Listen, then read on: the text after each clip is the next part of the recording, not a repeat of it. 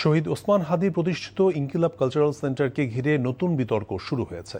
সংগঠনটির দায়িত্ব থেকে সরে দাঁড়িয়েছেন প্রতিষ্ঠাকালীন নির্বাহী পরিচালক আব্দুল্লাহ জাবের, ভাইস প্রেসিডেন্ট ফাতিমা তাসনিম জুমা এবং সদস্য আসাদুজ্জামান। এরপরই সামনে এসেছে ওয়ারিশ ইস্যু। তবে ওসমান হাদির পরিবার বলছে তারা কারো কাছে ওয়ারিশ দাবি করেননি। বিস্তারিত সালাউদ্দিন কাদেরের রিপোর্টে।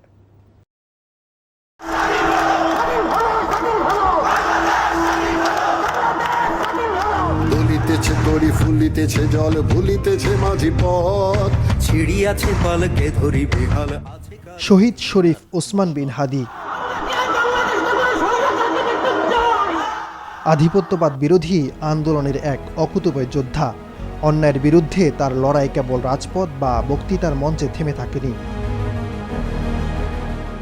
রাজনৈতিক সংগ্রামের পাশাপাশি সাংস্কৃতিক আন্দোলনকে তিনি প্রতিরোধের শক্তিশালী হাতিয়ার হিসেবে বেছে নিয়েছিলেন। সেই লক্ষ্যেই প্রতিষ্ঠা করেন ইনকিলাব কালচারাল সেন্টার। আমি উন্মাদ, আমি ঝঞ্ঝা, আমি ভিতিয়ে ধরিত্রীর বলবীর চিরোন্নত মামুষিক। আধিপত্যবাদীরা তাকে ঠিকই চিনতে পেরেছিল, তাই ক্ষণজন্মা এই সাহসী সাংস্কৃতিক যোদ্ধাকে পৃথিবী থেকে সরিয়ে দিতে পিছপা হয়নি। ওসমান হাদির শাহাদাতের পর তারই গড়ে তোলা ইনকিলাব কালচারাল সেন্টার চালিয়ে যাচ্ছিলেন তার একান্ত কাছের মানুষজন। তবে সম্প্রতি এই কালচারাল সেন্টার পরিচালনা নিয়ে তৈরি হয়েছে ব্যাপক আলোচনা সমালোচনা। সরে দাঁড়িয়েছেন সেন্টারের নির্বাহী পরিচালক আব্দুল্লাহ জাবের, ভাইস প্রেসিডেন্ট ফাতিমা তাসনিম জুমা সহ বেশ কয়েকজন। তারা সরে যাওয়ার পর থেকে সামনে এসেছে ওয়ারিশ ও পরিচালনা নিয়ে নানা প্রশ্ন। সম্প্রতি জাবের তার ব্যক্তিগত ফেসবুকে জানান, শহীদ ওসমান বিন হাদি শাহাদাতের পূর্বে ইনকিলাব কালচারাল সেন্টারের ট্রাস্ট গঠনের উদ্যোগ নিলেও শেষ করে যেতে পারেননি। জানান, ওয়ারিশদের দাবির প্রেক্ষিতে ও সমস্ত দলিল দস্তাবেজ সাপেক্ষে ইনকিলাব কালচারাল সেন্টার দাবিকারীদের নিকট হস্তান্তর করার সিদ্ধান্ত নেওয়া হয়েছে। দায়িত্ব ছেড়ে দেওয়া নেতাদের বক্তব্যে বারবার উঠে এসেছে ওয়ারিশ ইস্যু এবং ট্রাস্ট গঠন অসম্পূর্ণ থেকে যাওয়ার বিষয়টি।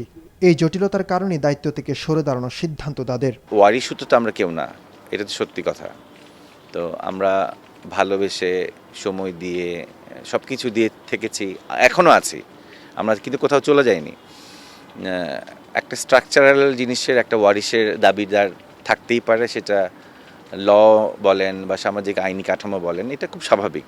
তো সেটাকে তো আমরা ডিক্লাইন করতে পারি না। যেহেতু এটা হাদি ভাই সম্মান জড়িত, আমরা এমন কোনো কেউ না, আমি বলি বা পরিবারের মানুষকে সবার কথাই বলছি, এমন কোনো কথা কখনোই বলা উচিত যেটা করে আসলে হাদি ভাই সম্মান কে আমরা খাটো করব, ক্ষুণ্ণ করব।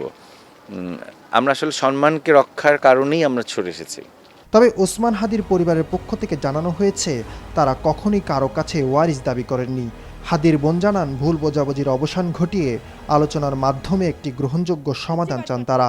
কারা কালচারাল সেন্টার ধ্বংসের পিছনে লাগছে, এই গুন্ডাগুলোর, এই মাফিয়াগুলোর খুঁজে বের করতে হবে।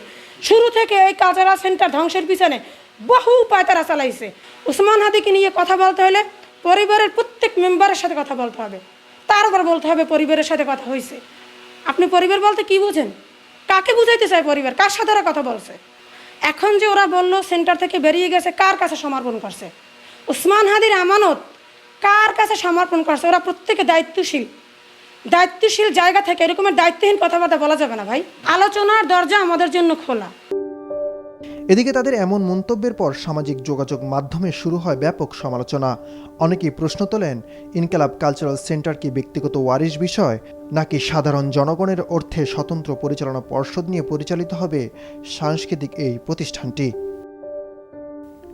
সালাউদ্দিন কাদের, এনটিভি নিউজ, ঢাকা।